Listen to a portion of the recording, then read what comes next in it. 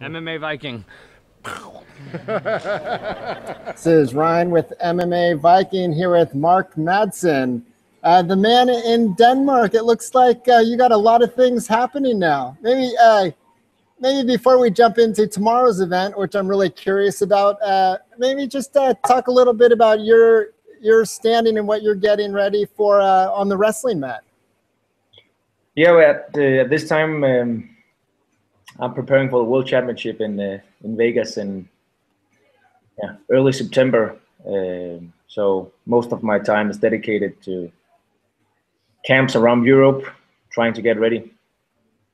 Okay. Is the Danish wrestling team a strong team? I mean, you're the first wrestler I've heard of. Not that I follow it, really closely. But are there other guys? I know you almost medaled in the Olympics, wrestled for the bronze. Are there other athletes in Denmark that are on your level? Well, at the Olympics in London in 2012,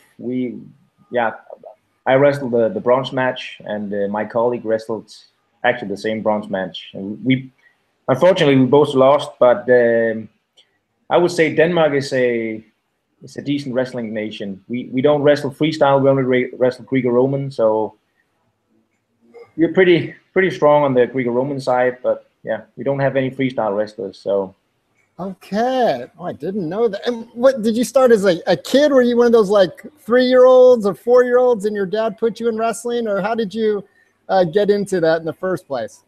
Yeah, I'm one of the guys that's been wrestling my whole life. I think I started when I was 5 or 6. Okay. And no other reason to just, I just love wrestle, love the whole grinding and stuff, and I was just fascinated right away. Right, and I think you're about to turn 31, I think.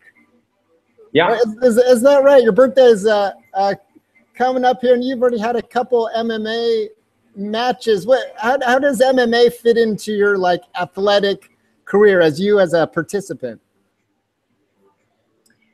Well, how does it fit in? Or does it fit in? I mean, you haven't been out there in a while. Before we were tracking you as a hot prospect, and then it seems like it's all wrestling now. Yeah, I've really had to cut down on the whole on my MMA activities, and I've been trying to focus on wrestling. I think qualifying for the Olympics in wrestling is a big deal. There's a lot of good wrestlers out there. There's a lot of nations putting a lot more efforts into qualifying the wrestlers for the Olympics. So I really had to focus on this, spending my energy and my time on getting ready for the World. So we have 6 tickets available for the Olympics at this World Championship. So the competition is fierce. It's really going to be tough. So my time has I've just been trying to get ready for the Worlds and cutting down on basically everything else except family. Okay. Great. So let's talk about tomorrow and your involvement in Octagon Athletes, which, as I understand it, it seems like more of a promotion to start with, or are you developing fighters also? Talk about Octagon Athletes. Well, it's we started Octagon Athletes as I don't know how to put it in MMA sense, but it's basically a competition. We're trying to develop a range of competitions, mainly amateur fights, in order to promote MMA in Denmark. As you're well aware, MMA is lagging a bit behind in Denmark compared to Sweden and especially the United States. So we hope to be able to help the whole development of mixed martial arts in Denmark by putting together some decent and, in some ways, hopefully professional managed amateur competitions and fights. Okay. So your first event is tomorrow in Copenhagen. It sounds like you're working closely with the Renegade Club. Is it mostly fighters, like local fighters from their club? or how are you attracting fighters to tomorrow's event? Well, for tomorrow's event, it's mainly fighters from Renegade. Okay. Being new on the Danish MMA scene, we've tried to work closely with the MMA club in Denmark in order to get the fighters and to get the whole idea of how to do this. We are 3 guys in Octagon Athletes. I myself have a bachelor's in event and sports management, and the other guy has a media production company, and the third guy has been involved in wrestling and boxing his whole life. So you could say it's a couple, three passionate guys trying to do something fun with on an amateur level in Denmark. Okay, I thought maybe there's a chance this might be your platform for maybe coming back on the scene. I know where you were fighting before Euro MMA is no longer around. Do you think maybe after your focus on wrestling is over, that this would be the promotion for you, or have you even thought about yourself kind of and Octagon Athletes coming together like that? Well, at this time, it's the event is tomorrow, so it's all about getting the event ready. There's a lot of things that has to come together in order to create a good event, MMA event. But you know, in the future, you never know what will be up. It might be an opportunity if everything works out. But at this time, it's the main event. The main focus is on developing a professional amateur event, MMA event in Denmark. Okay, so are you like? Is today the day where fighters call you and your team saying they're not going to show up, or people are overweight, or the cage isn't ready, or are you dealing with all the madness of a event promotion? Are you letting the other 2 guys do all that? Well, we're trying to divide it between the 3 of us, but naturally there's been some, like I found out when I entered the MMA scene, that the fights being canceled or people getting injured, it's quite normal. So naturally, there's been some bumps, but we're dividing it between the 3 of us, and you know, it's a learning process. We're trying to move towards a goal of creating a professional amateur MMA event in Denmark. Okay. When you say, I want to understand this term, you say professional amateur. So you mean events with both pro fights and amateur fights? Yeah. I might be mixing the words up here, but no. What we're trying to do is to create an event where the fighters, they know what they can expect. Like the weigh-in is at the same time. We have a certain way of standards of doing things, so they can expect what they'll be going into when they apply for fights at Octagon Athletes. So it's I'm trying to apply some of the experience that I have in wrestling. When we go out, it's the same pretty much wherever we go. The weigh-in, the medical times, hotel, transportation, and stuff like that. So what we're aiming at is creating a solid platform where fighters can expect the same things, whether they fight in Copenhagen or at another event. Okay, but will it just be amateur fights for the near future, or will you actually have some professional bouts in MMA?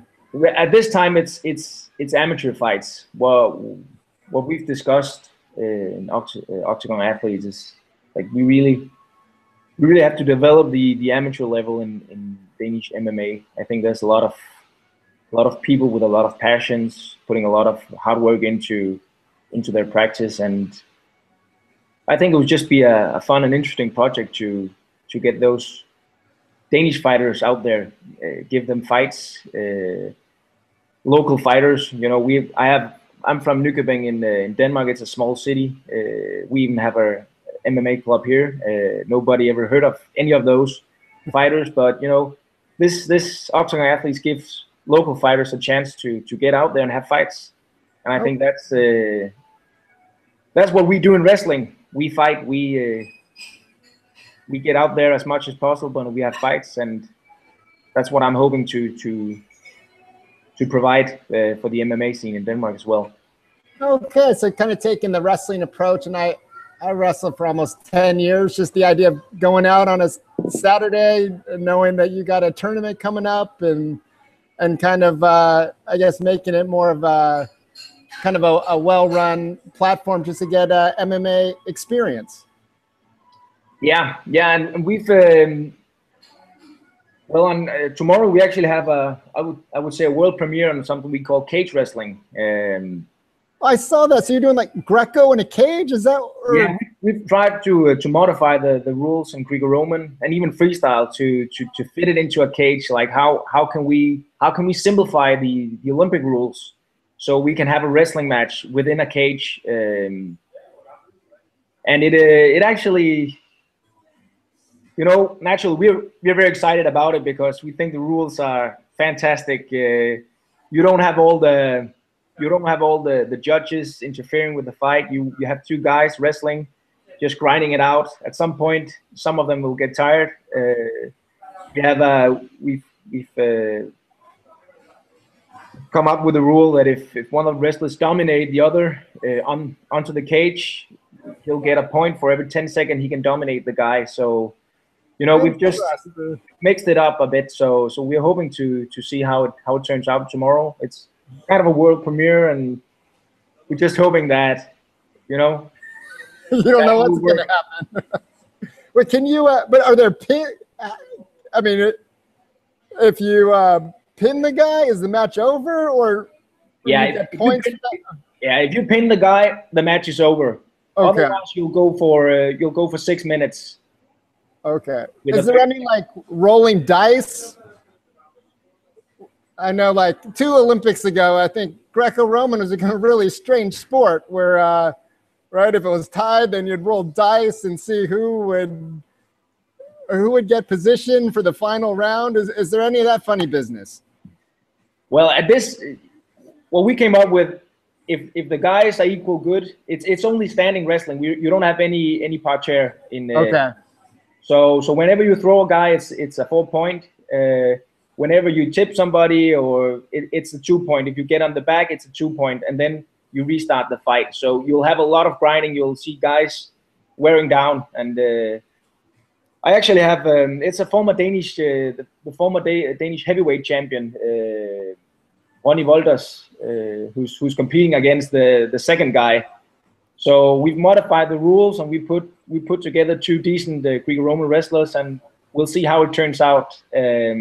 But what I can guarantee is they'll get tired because it's all about the grind here. You don't have all that technicals as much as you would see at the Olympic wrestling. You'll just have the grind here, people getting tired, and I think that's, you know, it's a fun way to see wrestling, and I think it's a great opportunity to use this in practice as well, because you'll have a great grind. Yeah. Oh, fantastic. Now I'm even more intrigued to see what happens for that portion of the show. Last question for you, and thanks so much for your time and learning about your promotion. I was just looking at the videos of your first 2 MMA matches, and I saw, you know, posts on these forums about